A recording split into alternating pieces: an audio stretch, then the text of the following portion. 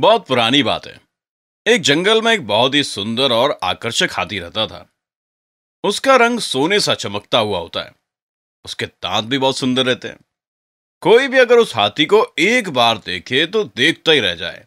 वो ऐसा हाथी होता है। एक दिन उस जंगल के पास वाली नगरी से एक भेड़िया शिकार करने आता है। कितना वक्त हो गया है मुझे घूमते घूमते, लेकिन अभी तक एक भी शिकार नहीं मिला। चलो थोड़ी देर आराम कर लेता हूं। वो भेड़िया आराम करते करते सो जाता है। तभी उसे घास के अंदर खरगोश की आवाज आती है। अरे, कुछ आवाज आ रही है। वाह, ये तो खरगोश है। चलो आज इसी का शिकार करता हूं। यह सोचकर वो खरगोश के पीछे भागने लगता है, लेकिन भागते भागते वो फिसल कर एक नदी में गिर जाता है और नदी की तेज धारा में बहने लगता है। बचाओ बचाओ, कोई मुझे बचाओ, अरे कोई सुन रहा है, मैं डूब रहा हूं, मुझे बचाओ। वो भेड़िया चिल्लाता है, लेकिन कोई भी उसे बचाने वाला नहीं होता। तभी एक आकर्षक सोने सा चमकता दिखने वाला हाथी नदी में छलांग लगाता है। सुनो भेड़िए, तुम डरो मत। जल्दी से मेरे दांत को पकड़ लो, मैं तुम्हें किनारे तक पहुंचा दूंगा। लेकिन वो भेड़िया हाथी के सींग पकड़ने के बजाय उसके पैर पकड़ता है। उससे हाथी को तैरने में तकलीफ होती है। अरे सुनो भेड़िए भाई, तुम मेरे सींग पकड़ो। अगर पैर पकड़ोगे तो हम दोनों डूब जाएंगे। लेकिन वो भेड़िया इतना डरा हुआ रहता है कि वो हाथी की बात ही नहीं सुनता और हाथी की पीठ पर आके बैठता है। जैसे तैसे हाथी उस भेड़िए को किनारे पर लाने में सफल होता है। बहुत बहुत धन्यवाद आपका। बताइए आपका ये एहसान मैं कैसे चुकाऊं? आपने मेरी जान बचाई है। कुछ तो बताइए, मैं क्या कर सकता हूं आपके लिए? हे भेड़िए, मेरे लिए कुछ करने की जरूरत नहीं है। तुम बस इतना करो कि मेरे बारे में किसी से कुछ मत कहना। हाँ, आप बाकी हाथियों से अलग हैं। सोने जैसे चमकते हैं। ये तो अद्भुत है। इसीलिए बोल रहा हूं भेड़िए, कृपया करके तुम मेरे बारे में किसी को कुछ मत बताना। सोने सा चमकता हाथी बात भी करता है। अगर ये किसी को पता चला तो जंगल के बाकी जानवर मुझे पकड़ने के लिए आ जाएंगे। ठीक है, मैं तुम्हें वचन देता हूं, इसके बारे में किसी को कभी नहीं बताऊंगा। वो भेड़िया वापस अपने घर के लिए निकल पड़ता है और वो हाथी जंगल में चला जाता है।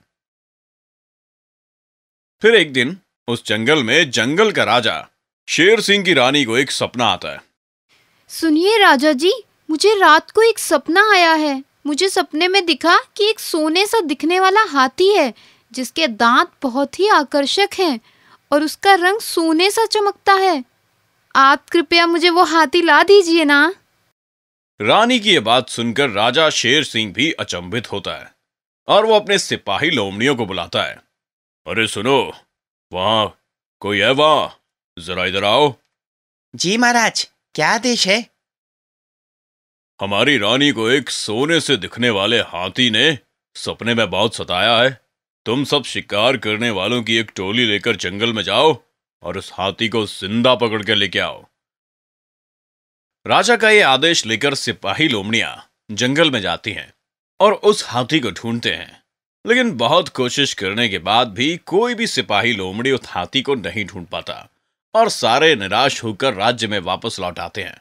क्या हुआ सिपाही, हाथी कहाँ है? हमें माफ कर दीजिए महाराज, हमने बहुत कोशिश की, लेकिन हमें उस सुनहरे हाथी का कोई पता नहीं चला। हम उसे ढूंढने में असफल रहे। कोई बात नहीं, मुझे दूसरे तरीके के प्रयत्न करने पड़ेंगे। अरे सुनो, सारे राज्य में ठिंडोरा पिटवा दो कि जो भी जंगल के सुनहरे हाथी को पकड़ के लाएगा, उसे 10 दिन तक बिना शिकार किए नरम नरम हिरण का मांस मिलेगा। दूसरे दिन सारे राज्य में सिपाही लोमड़ी कहते हुए घूमता है कि जो भी सुनहरे हाथी को जंगल में ढूंढ कर देगा, उसे 10 दिन तक बिना शिकार किए नरम नरम हिरण का मांस मिलेगा। अरे वाह, 10 दिन तक बिना शिकार किए नरम नरम हिरण का मांस मिलेगा। इतना मांस तो मैंने जिंदगी में क्या सपने में भी नहीं खाया। एक मैं ही हूं जो सुनहरे हाथी के बारे में जानता हूं कि वो कहां रहता है। अगर उस हाथी का पता मैं राजा को बता दूं तो 10 दिन तक बिना शिकार किए नरम नरम हिरण का मांस मिलेगा।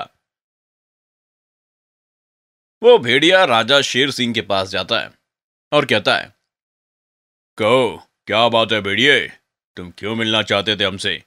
महाराज, मैं आपको सुनहरे हाथी के बारे में बताऊंगा, तो क्या आप मुझे 10 दिन तक बिना शिकार किए नरम नरम हिरण का मांस खाने में देंगे? हाँ हाँ, अगर तुमने उस सुनहरे हाथी के बारे में सही में बताया तो ही तुम्हें नाम मिलेगा। निसंकोच होकर बताओ, क्या जानते हो सुनहरे हाथी के बारे में? जी महाराज। भेड़िया राजा को बताता है कि हाथी कहाँ रहता है। राजा शेर सिंह फौरन अपने लोमड़ी सिपाहियों को लेकर जंगल में उसी जगह जाता है जहां पर वो सुनहरा हाथी रहता है। वो रही गुफा महाराज, उसी गुफा में वो सुनहरा हाथी रहता है। ठीक है, तुम कल से रोज सुबह 10 दिन तक हिरण का मांस खाने आ जाना। ये कहकर राजा शेर सिंह उसे वापस भेज देता है और उस हाथी को पकड़कर अपने राज्य में लाता है। दूसरे दिन वो भेड़िया हिरण का मांस खाने के लिए आता है। हाथी उससे कहता है, तुमने ऐसा क्यों किया भेड़िया? मैंने तो तुम्हारी जान बचाई और तुमने मुझे धोखा दिया। याद है, तुमने मुझे वचन दिया था कि किसी को मेरे बारे में नहीं बताओगे। अरे हाँ हाँ ठीक है, मैंने वचन दिया था, लेकिन कोई कैसे अपने वचन पर टिका रहेगा जब उसे अच्छा अच्छा मांस बिना शिकार के खाने को मिल रहा हो, वो भी लगातार 10 दिनों तक। उस हाथी की बातें सुनकर राजा शेर सिंह हाथी से पूछता है कि क्या हुआ। तो वो हाथी राजा को सब कुछ सच सच बता देता है कि कैसे उसने उस भेड़िया की नदी में डूबने से जान बचाई थी और एक वचन लिया था। ये सुनकर राजा उस हाथी की दरिया दिली से बहुत प्रभावित होता है। आप बहुत महान हो, आप जैसा हाथी हमने आज तक नहीं देखा जो उस भेड़िए को बचाने के लिए अपनी जान तक दांव पर लगाता है। आप सचमुच बहुत महान हो। यह कहकर राजा उस भेड़िए को पकड़ने के लिए बोलता है और उसे आजीवन कारावास की सजा सुनाता है और कहता है, जो एक खूंखार जानवर नहीं कर सकता वो आपने किया। जिस भेड़िए की जान आपने बचाई उसी ने आपको फंसाया। इसका मुझे बेहद खेद है कि वो भेड़िया मेरे राज्य का ही है। हमें क्षमा कीजिए। आप कुछ दिन हमारे राज्य में मेहमान बनकर रहिए और हमें आपकी सेवा का मौका दीजिए। यह सुनकर हाथी भी राजा शेर सिंह का कहना मानता है, लेकिन हाथी का हृदय इतना करुणा और प्रेम से भरा होता है कि वो राजा से कहता है, ठीक है महाराज, लेकिन मैं चाहता हूं कि आप उस भेड़िए को छोड़ दीजिए और उसे माफ कर दीजिए। ठीक है, जैसा आप चाहते हैं वैसा ही होगा। राजा शेर सिंह भेड़िए को छोड़ने के लिए कहता है और हाथी कुछ दिन राजा की मेहमान नवाजी लेकर कुछ दिन के बाद जंगल में वापस चला जाता है।